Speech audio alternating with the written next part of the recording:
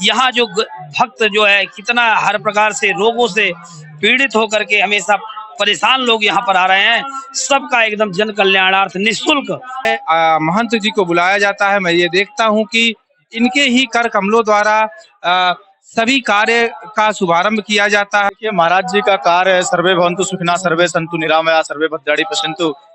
तो यज्ञ के माध्यम से ही संकल्प करके और भगवान को प्रसन्न करने के लिए यज्ञ होता है।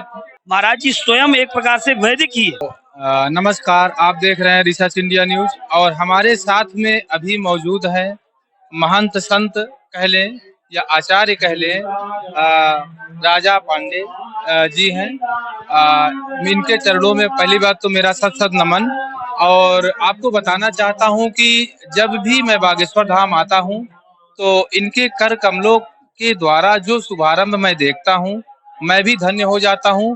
ऐसे महंत को, ऐसे संत को मैं बार बार प्रणाम करूंगा और इनसे बातचीत करने की कोशिश करूंगा कि जैसा कि धीरेन्द्र शास्त्री महाराज जी का एक संकल्प लेके चल रहे हैं, भारत एक हिंदू राष्ट्र हो।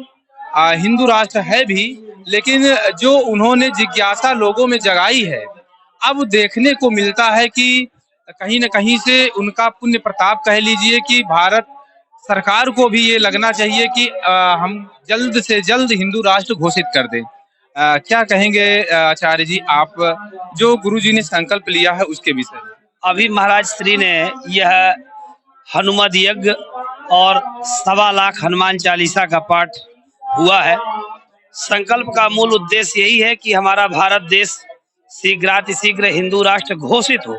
है तो है, ये सनातन धर्म, सत्य सनातन धर्म ही है और भारत हमारा हिंदू राष्ट्र तो पहले से ही है, लेकिन केवल नाम ही की घोषणा यह हो। यह बागेश्वर भगवान जी की कृपा से आज इनका जन्मोत्सव है। बागेश्वर हनुमान जी महाराज का जन्मोत्सव है, प्राकट उत्सव है, तो वह भी मनाया गया। उसी के उत्सव में यज्ञ हुआ और यह सब कुछ जो है तो यज्ञ अनुष्ठान सारा कुछ हुआ। और यहाँ पर जो मूल उद्देश्य यही था कि महाराज जी का जो संकल्प है उस संकल्प की सिद्धि हो। यहाँ जो भक्त जो है कितना हर प्रकार से रोगों से पीड़ित होकर के हमेशा परेशान लोग यहाँ पर आ रहे हैं, सबका एकदम जन कल्याणार्थ निःशुल्क पूर्ण रूप से इलाज से संबंधित या भगवान की कृपा तत्काल लोगों पर होती है और तत्काल लाभ मिलता है।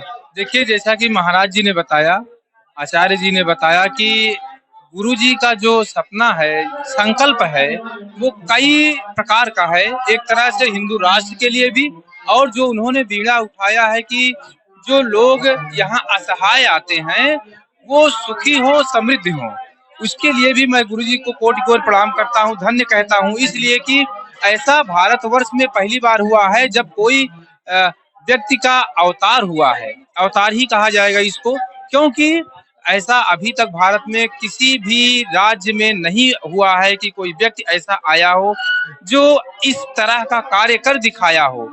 एक समय था जब सिनेमा पर लोग देखने के लिए अपने आप को आतुर होते थे, लेकिन यह समय ऐसा है जब लोग मूवी न देखकर, फिल्में न देखकर गुरु जी को देखना पसंद करते हैं, उनका दर्शन करना पसंद करते हैं।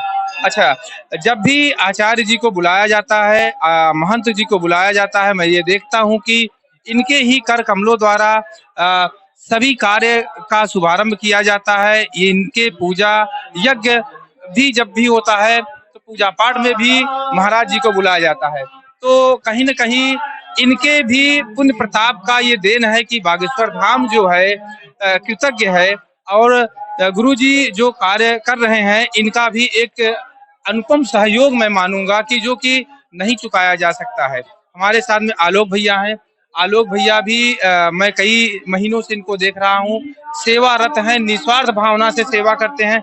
आलोक भैया, आप क्या कहेंगे, जन कल्याण के लिए जो गुरुजी कार्य कर रहे हैं वो किस तरह का कार्य आप मानते हैं? देखिए महाराज जी का कार्य है, सर्वे भवन्तु सुखिनः सर्वे सन्तु निरामया सर्वे भद्राणि पश्यन्तु के मार्गदर्शक पे वो कार्य कर रहे हैं। और हिंदू संचेतना जिसे उन्होंने जगाई है कि हिंदू राष्ट्र बने, सनातन धर्म आगे बढ़े, क्योंकि इस्लामिक राष्ट्र इतने हैं तो हमारा भी एक देश होगा तो हमें भी खुशी होगी। हमारे समाज में जाति पाति का भेद है उसे मिटाया जाए, आकर के एक साथ कंधे से कंधे मिलाकर के आगे बढ़ा जाए, तभी हम लोग सुखी रह पाएंगे। बहुत बढ़िया इन्होंने कहा।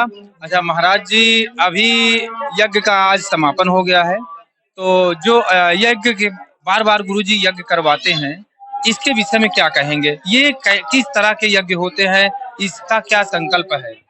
देखिए, यज्ञ से लोगों का कल्याण होता है। यज्ञ में संकल्प की प्रधानता होती है। महाराज श्री यह इतना सिद्ध स्थान है और यहाँ इतने लोग आ रहे हैं, सब कष्ट से पीड़ित हैं, तो इनके कष्टों का निवारण कैसे हो? तो यज्ञ के माध्यम से ही संकल्प करके और भगवान को प्रसन्न करने के लिए यज्ञ होता है, पाठ होता है। जैसे इस बार 1.25 लाख हनुमान चालीसा का पाठ एकदम वैदिक ब्राह्मण, समझ जाइए काशी क्या अन्यत्र सभी जगह से जो है तो मथुरा, काशी, प्रयाग और अयोध्या इत्यादि से ब्राह्मण लोग आए थे और 251 ब्राह्मणों की संख्या थी इस बार, और बृहद रूप से इतने शुद्धता पवित्रता ढंग से यज्ञ संपादित हुआ, चारों वेदों का पारायण के पूर्वक। और जो काशी की परंपरा जो है वह शुक्ल यजुर्वेद से संबंधित या वेदों से संबंधित शास्त्रों से के नियम को लेकर के ही संपादित कराया जाता है।